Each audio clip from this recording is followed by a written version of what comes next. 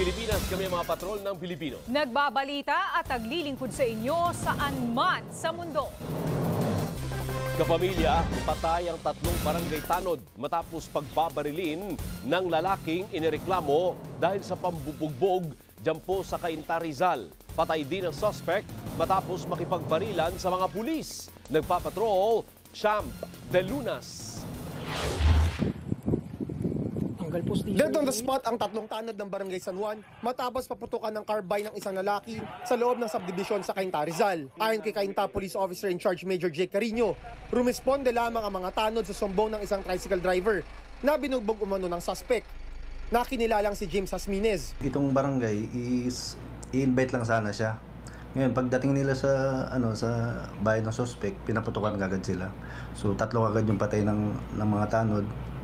And then yung suspect talagang lumabas pa gusto pang mamaril. Kinilala ang mga nasawing tanod na sina Romeo Cortez, Roberto Donor at Ronnie Gonzales. Ayon kay Major Carino, itinawag ng isang concerned citizen ang insidente, kaya agad nagpadala ng mga pulis sa bahay ni Hasminez, kabilang ang SWAT team.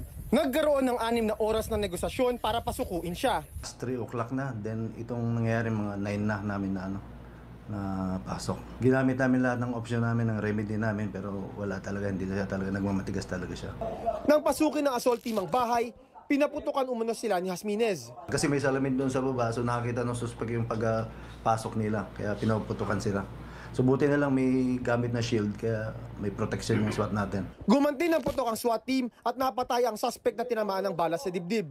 Sugatan sa pisngi ang isang miyembro ng SWAT. Ayon sa Cainta PNP, walang criminal record si Hasminez. Ayon sa kanyang anak, dumanas ng depresyon ng kanyang ama matapos magkaproblema sa trabaho at pamilya. Champ de Lunas, ABS-CBN News. Natunto ng mga pulis sa Silang Cavite ang suspect sa pagpatay sa isang negosyante. Halos 2 linggo ang lumipas bago nabigyang linaw ang krimen. Exclusive, nagpapatrol, Rafi Santos. Gabi ng August 14, nakuna ng CCTV ang pagdating ng isang lalaking naka-t-shirt at pantalon sa tapat ng isang gusali sa Poblacion 4, Silang Cavite bago maghating gabi. Maya-maya pinasok na ng lalaki ang isang pinto na napag-alamang tindahan pala ng feeds. Hindi nagtagal, makikitang bumaba ang isa pang taong nakabestida mula sa kanyang bahay sa 2nd floor ng gusali at pumasok sa tindahang pinuntahan ng lalaking nakapantalon. Hindi na nakuna ng CCTV ang mga susunod na pangyayari, pero hindi nagtagal, makikitang nilalabas ng lalaki mula sa gusali ang isang sako bago isakay sa kanyang motor at umalis sa lugar. Kinabukasan, natagpuan ang isang sako na may lamang bangkay sa isang liblib na bangin sa Barangay Puok 1. Misteryo noon sa pulis ang pagkakakilanlan ng biktima dahil wala itong ID ng matagpuan. Nitong August 25 na lang nakilala ng PNP ang biktima na si Joseph Oliver Ilagan, isang negosyante, matapos i-report ng kanyang kamag-anak na halos 2 linggo nang nawawala. Dito na nagsimulang mangalap ng ebidensya ang silang pulis at napagtagpi-tagpi ang kwento sa likod ng krimen.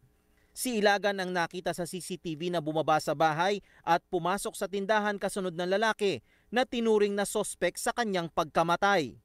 Noong August 14, nag-try na magnakaw doon sa loob ng feed store.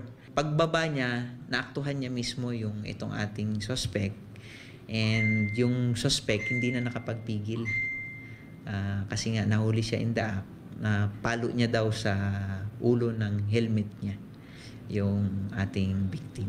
And eventually, pinasok niya sa sako at itinapon niya doon sa area. Gamit ang CCTV, natunto ng PNP ang sospek na umamin sa krimen. Pinukpok ko po, sinakal ko, nilagay ko na po siya sa sako. Sana po mapatawad niyo ko lahat. Pagbabayaran ko naman po yung nagawa ko. Hindi muna pinangalanan ng pulis ang sospek dahil hindi pa siya nasasampahan ng reklamo sa piskalya. Lampas na rin ang reglementary period para matawag itong hot pursuit. Murder ang planong isang pangreklamo laban sa sospek na nasa kustodiya na ng silang pulis.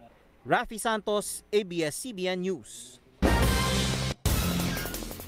Sumuko na ang driver na nakuna ng video na nanghampas sa ulo at nagkasapan ng baril sa nakalitang siklista malapit po sa Welcome Rotonda sa Quezon City. Live sa Camp Karingal sa Quezon City nagpapatrol, Easy Lee.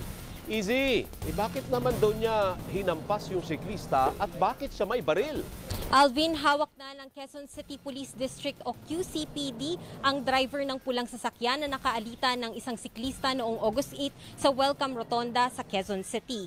Ito'y matapos mag-viral sa social media ang kuha ng insidente. Sa video, tumigil sa gitna ng kalye ang pulang kotse habang nasanggi ng kasunod na bisikleta ang driver side o kaliwang bahagi ng humintong kotse. Maya-maya, bumaba ang sakay ng kotse at kinumpronta ang siklista.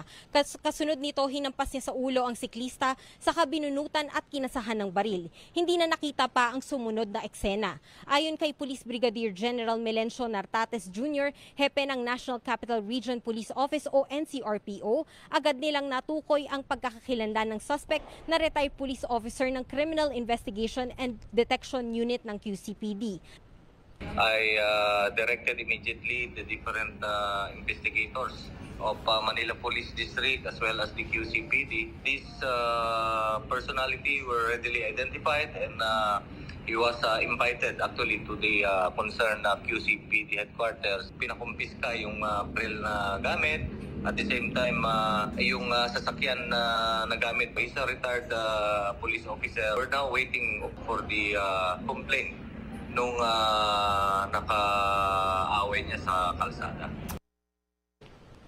Alvin, pinag-aaralan naman ngayon ng PNP Civil Security Group kung maaaring kanselahin ang permit ng baril ng suspect. Kanina nagkaroon ng press conference dito sa Camp Karingal kasama yung driver ng pulang sasakyan. Nagbigay siya ng statement. Sinabi niya noong August 8 pa lang, nagkasundo na sila sa isang sa Quezon City Police Station 11 noong August 8, nung mismong araw matapos yung insidente. Nagkaroon na sila ng kasunduan at nagkaroon din ng nagkapatawaran na rin sila, Alvin. So tapos na raw yung issue na yon. Ang sinabi kanina ni Police Brigadier General o District Director ng QCPD na si Nicolas Torre III, sinabi niya kanina na ang magiging kaso na lang nito ay administratibo dahil titingnan kung merong license to own yung driver ng pulang sasakyan. Bukod doon, hindi na nagbigay ng iba pang detalye yung driver ng sasakyan. Alvin.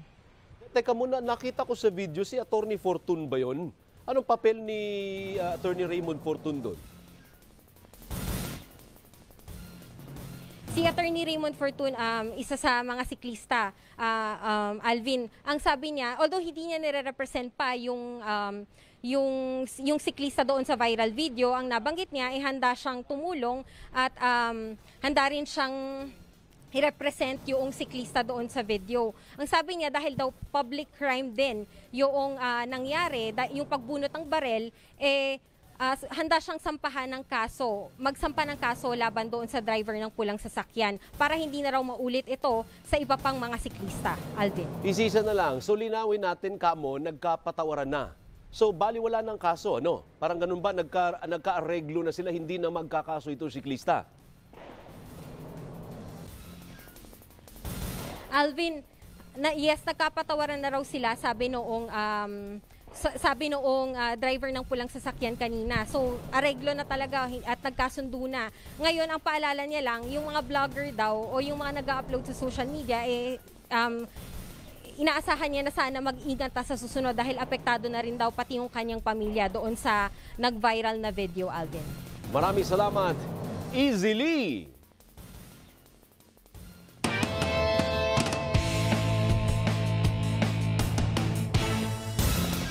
Panalo ang US men's basketball team kontra New Zealand sa unang laro nila sa FIBA World Cup kagabi.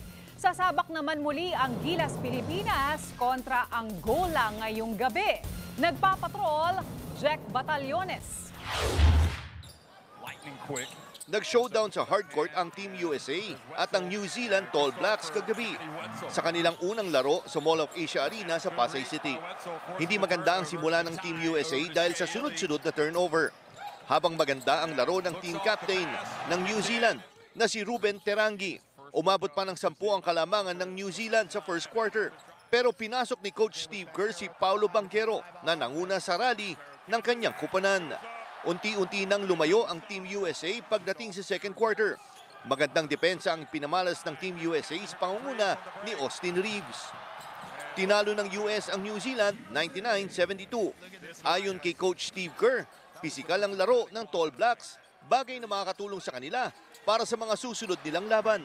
We need to feel that because that's what these games are going to be like. But I love the way we responded.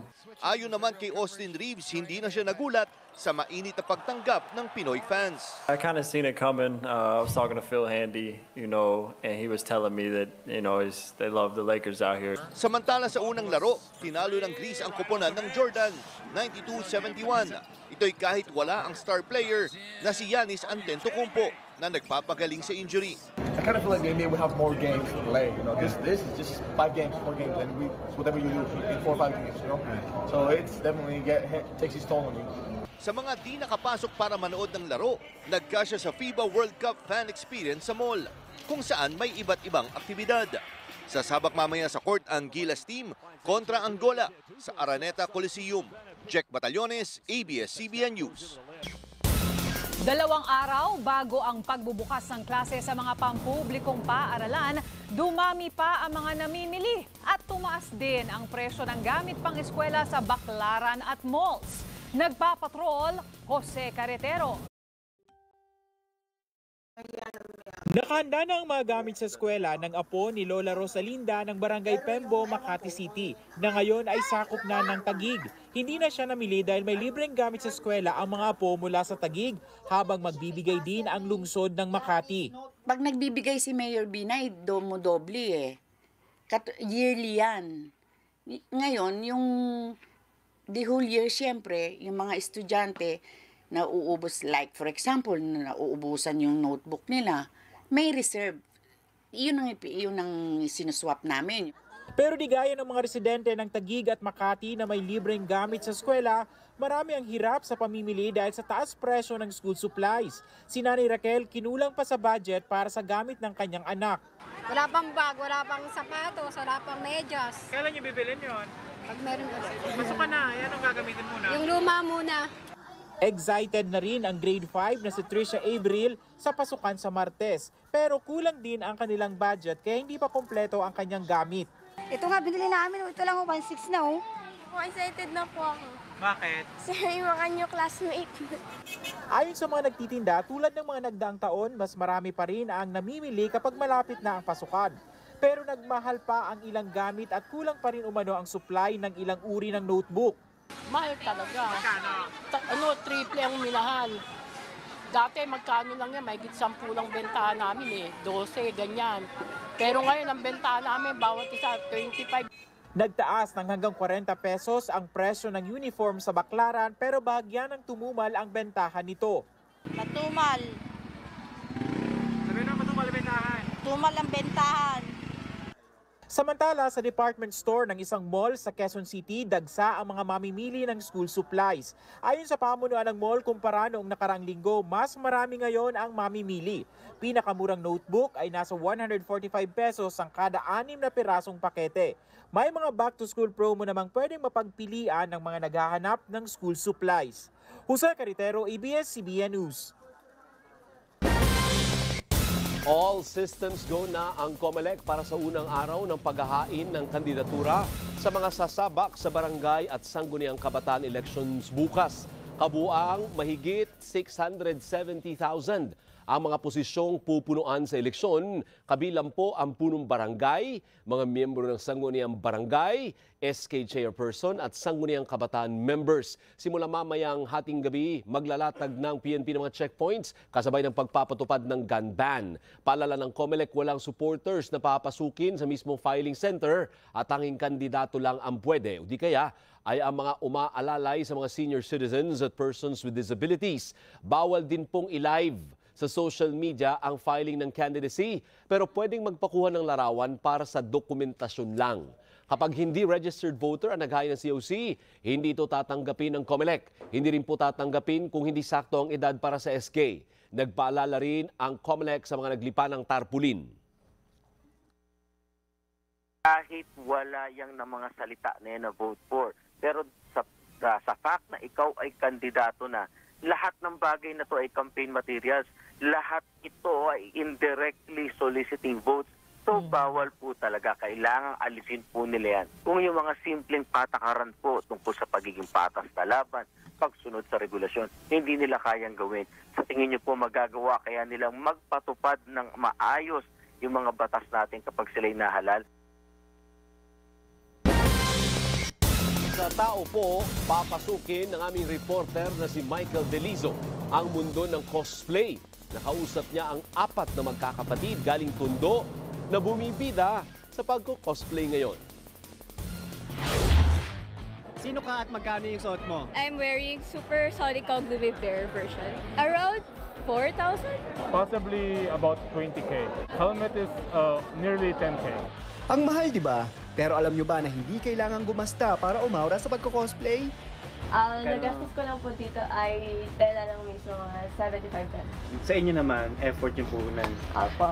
Nagagawa pa rin naming mag-recycle ng kung ano yung meron na kami ditong material sa bahay. Abala ang magkakapatid na Fernandez sa paggawa ng kanilang susuotin sa mga cosplay event. Ang cosplay ay art, paraan para ma-express ang sarili sa iba. Para kay Krista, escapism o panandaliang nakapagbibigay aliwang cosplay sa kabila ng mga pinagdadaanan sa tunay na buhay. Yung problems po and challenges na currently facing, set aside po muna yun. Kasi nasa ibang world muna tayo. Kaya kapag suot na ang kanyang costume, aura ang mga magkakapatid kasama ang kanilang mga pinsan at kaibigan. Siyempre, hindi rin ako magpapahuli. Hep, abangan na lang ang transformation ko into a DIY cosplayer sa tao po.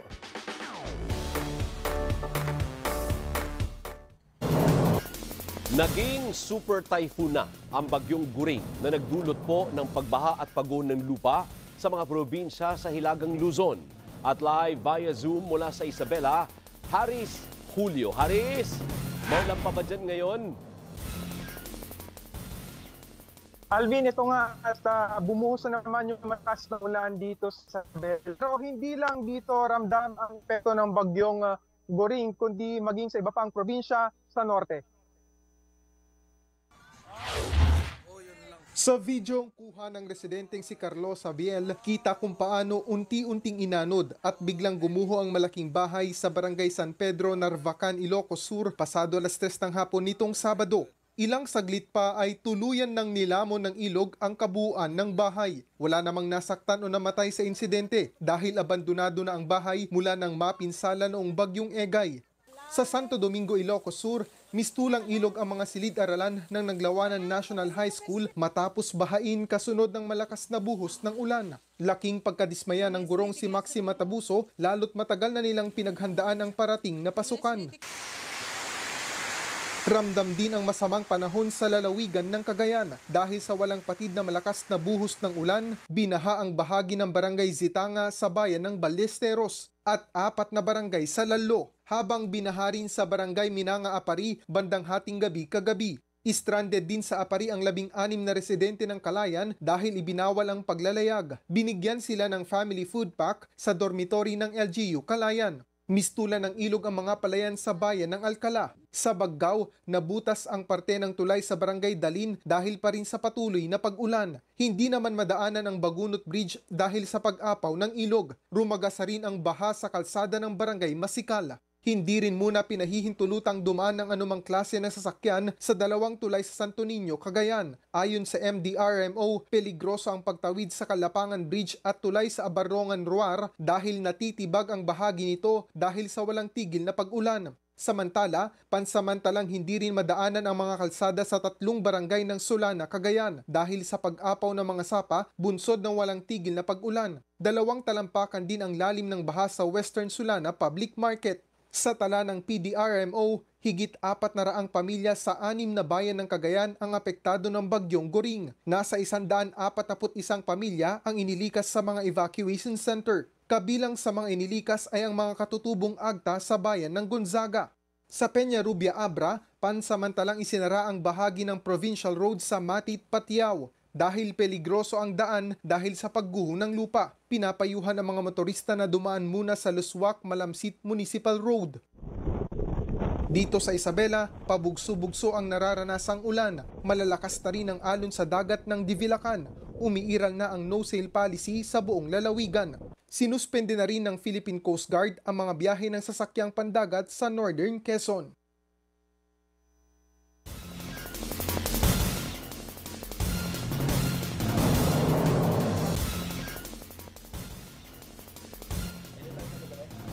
Maraming salamat, Haris Julio, at mag-ingat kayo dyan. Napanatili ng Super Typhoon Goring ang lakas nito. Sa pinakahuling weather bulletin ng Pag-asa, nasa 95 kilometers sa silangan ng Kasiguran Aurora ang bagyo. Taglay nito ang lakas ng hanging aabot sa 185 kilometers per hour malapit sa gitna at pagbugsong umaabot sa 230 kilometers per hour. Nakataas ang signal number 3 sa Isabela at sa extreme northern portion ng Aurora. Signal number 2 naman sa eastern portion ng mainland Cagayan, central portion ng Isabela, northern portion ng Aurora at eastern portion ng Quirino. Signal number 1 naman sa Batanes at mga natitirang bahagi ng Cagayan at Babuyan Islands, Aurora, Quirino at Isabela. Gayon din ang Apayao, Nueva Vizcaya, Ifugao, Mountain Province, Kalinga, Abra, eastern portion ng Ilocos Norte, Polillo Islands, eastern portion ng Benguet, eastern portion ng Nueva Ecija at Calaguas Islands. Asahan ang masamang panahon na dulot ng bagyo sa Isabela at eastern portion ng Cagayan at Quirino. Habang maulan naman na may malalakas na hangin sa Ilocos Norte, Cordillera Administrative Region, Aurora, Nueva Ecija at natitirang bahagi ng Cagayan Valley. Samantala, magiging maulan din ang Zambales, Bataan, Occidental Mindoro at Northern Palawan dahil naman sa southwest monsoon o habagat. Makararanas ng paminsan-minsang pag-ulan dahil din sa habagat dito sa Metro Manila, rest of Luzon at western at ibang parte ng Visayas. Maulap at may kalat-kalat na pag-ulan at thunderstorms ang mararanasan. Inaasahang kikilos eastward ang super bagyong Goring sa may Philippine Sea sa susunod na 12 oras. Kung hindi magbabago ang bilis at kilos ito, inaasahang magla-landfall ito sa southern Taiwan bago tuluyang lumabas sa Philippine Area of Responsibility pagsapit ng Huwebes o Biyernes.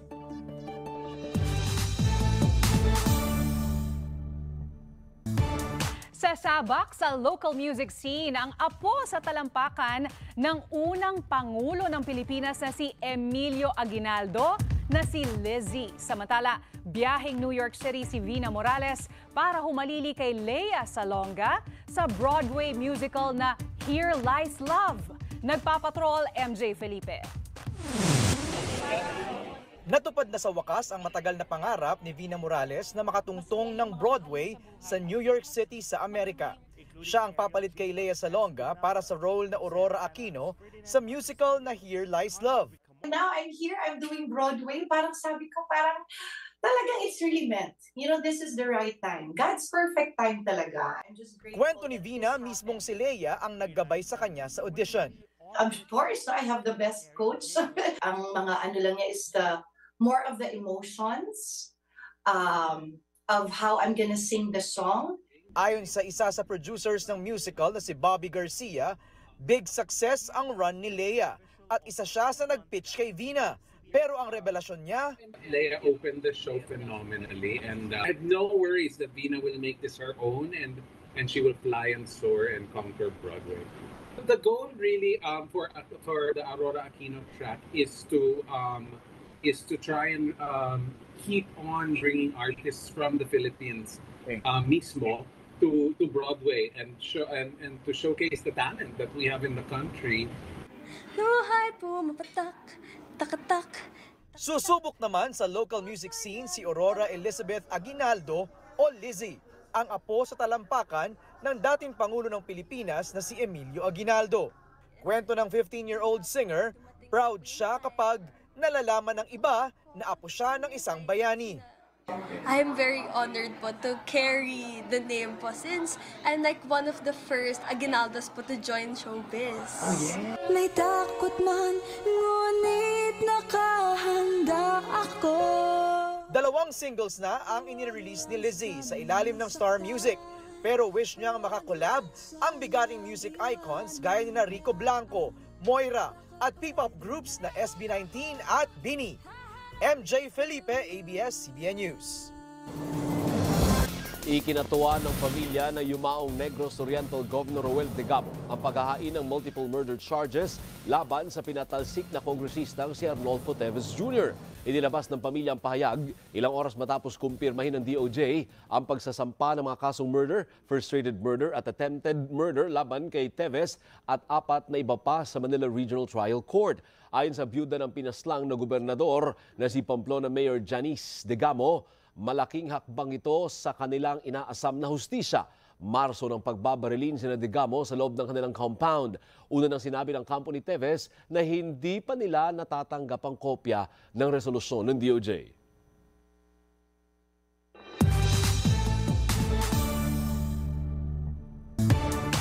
Ikinasal na ang kapamilya actress na si Lovie Poe sa film producer na si Monty Blanco sa England. Yan at iba pang latest sa showbiz sa pagpapatrol ni Geniel Krishnan. Sunod-sunod ang nakalinyang proyekto sa beauty queen turned actress na si Kylie Versosa. Magtatambal sila sa unang pagkakataon ni Carlo Aquino sa pelikulang Elevator. Bibida rin si Kylie kasama si Mateo Guidicelli sa pelikulang Penduko na isa sa mga entries sa Metro Manila Film Festival sa December. Agad napawaw ang netizens sa sexy figure ni Kylie sa kanyang pasilip sa costume matapos mag-post ni Mateo ng ilang sneak peek sa pagsisimula ng kanilang shooting.